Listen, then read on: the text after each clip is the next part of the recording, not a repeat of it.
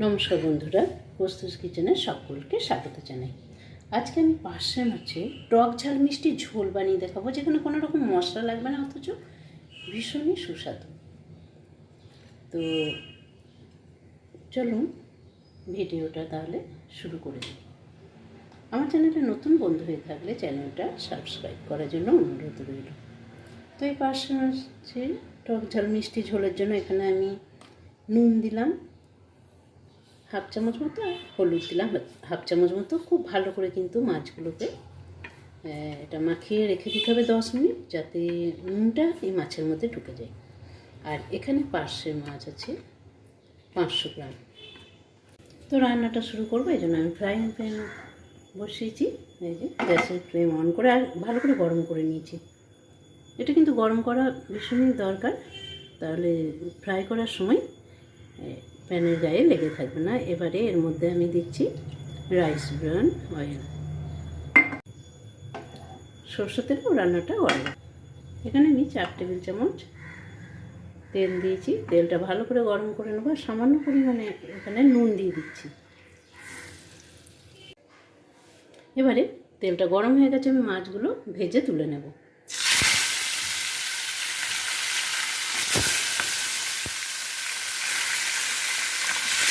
একটা পিঠ হলে অন্য পিঠটা উল্টে দেবো। কিছুক্ষণ কিন্তু মোটামুটি 30 সেকেন্ড মতো একটা পিঠ হতে দিতে হবে। প্রথমেই কিন্তু যদি এটা উল্টাতে যায় মাছটা ভেঙে যাওয়ার চান্স থাকতে পারে, আবার লেগেও যায়। এবারে উল্টে দেবো। একটা পিঠ হয়ে গেছে। এরকমভাবে মাছ ভাজলে না মাছগুলো ভাঙবে না।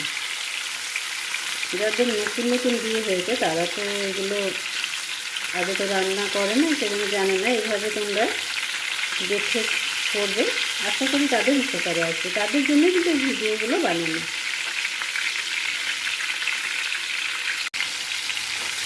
এইভাবে হয়ে গেছে মাছগুলো, আমি উঠিয়ে নিচ্ছি।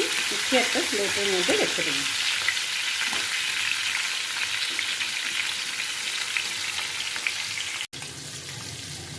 এবারে বাকি মাছগুলো আমি ভেজে নেবো। যাদের ভয় পাও তারা কিন্তু খুন্তি করে এইভাবে মাছগুলো তেলের মধ্যে দিতে পারে।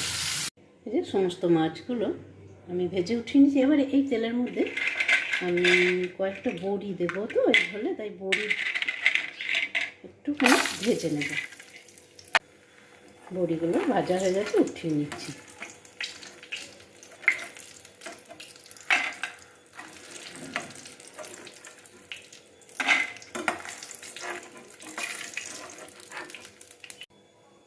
বড়িগুলো ভেজে উঠিয়ে নিলাম। এখন আমি আর তেল দেবো না, কিন্তু এই তেলের মধ্যেই পুরো রান্নাটা হবে।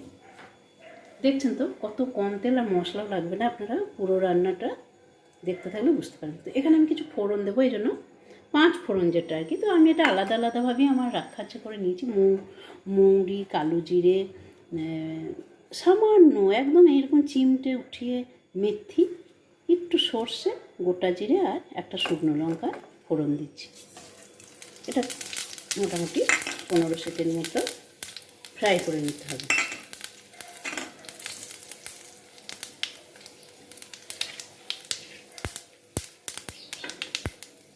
মশলাটা ফ্রাই হয়ে গেছে, যে পটপট পটপট আওয়াজ হচ্ছে। এখন এর মধ্যে আমি কিছু সবজি ব্যবহার করবো এই ঝোলের মধ্যে। এই জন্য এখানে একটা ছোট বেগুন, এটা একটা আলু দিয়েছি। আলুটা অবশ্যই দেবেন, ভীষণই ভালো লাগে এই রেসিপিতে। আর এখানে অল্প একটু কুমড়ো, একটা অল্প একটা সরু চিড়ে কুমড়ো কেটে রেখেছি।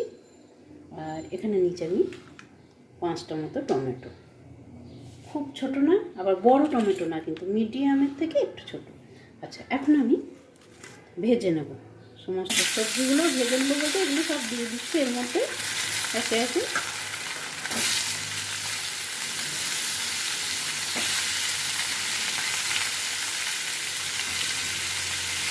খুব কম তেলেই কিন্তু রান্নাটা খাওয়া উচিত। যে তেলই হোক, যত রকম ভালো তেল হোক, তেল কিন্তু খুব কম খাওয়াই দরকার। যে হারে কোলেস্ট্রল, ডায়াবেটিস, এই সমস্ত হাই প্রেশার সব বাড়ছে না, এখন থেকে একটু কম তেলে প্রথম থেকে যদি খাওয়া যায় তাহলে এগুলো চট করে কিন্তু আমাদেরকে একটা করবে না। এরকম নাড়াচাড়া করে নেব। দেবো এখানটা আমি হলুদ, হাফ চামচ, আর দেবো পরিমাণ মতো নুন।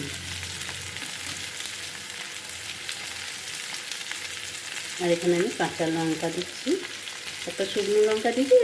এটা মানে ঝালটা নিজেদের টেস্ট অনুযায়ী দেবেন। দিয়ে একটু ভালো করে এগুলোকে নাড়াচাড়া করে ভেজে নিতে হবে।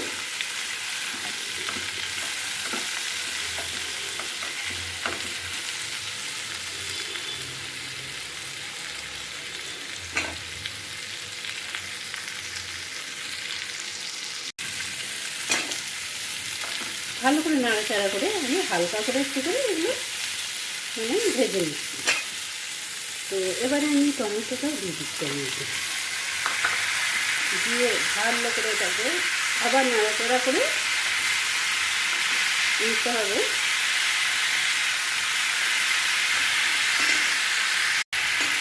টমেটো দিয়েও ভালো করে নাড়াচাড়া করে নিলাম।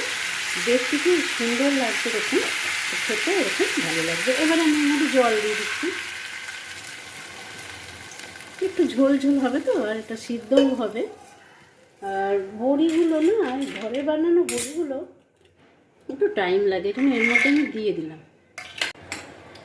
তো এগুলো খুব সুন্দর করে সিদ্ধ করে নিতে হবে।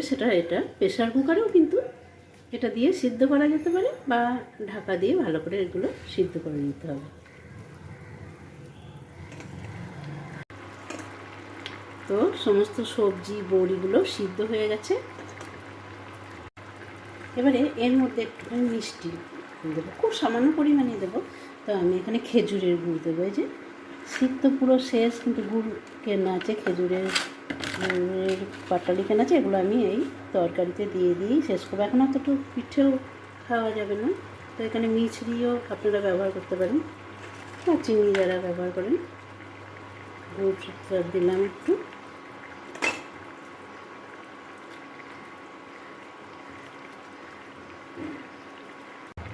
এবারে এর মধ্যে আমি ভাজা মাছগুলো দিয়ে দেবো। ভালো করে ভাজা মাছগুলো দিয়ে একটু ফুটিয়ে নিতে হবে, ডুবিয়ে ডুবিয়ে দিতে হবে, যাতে এর মধ্যে সব কিছু মশলা মানে নুনটা ভালো করে যেন ঢুকে যায়।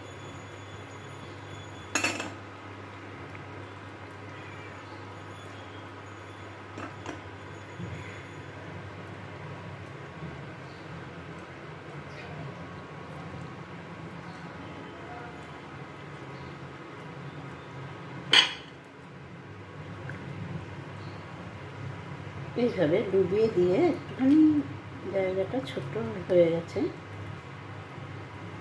দিয়ে একটা পিঠ যখন একটু ফুটিয়ে নেবো, তারপরে আবার উল্টে দেবো। এইভাবে উল্টে উল্টে আর একটা পিঠ ডুবিয়ে দেবো ঝোলের মধ্যে।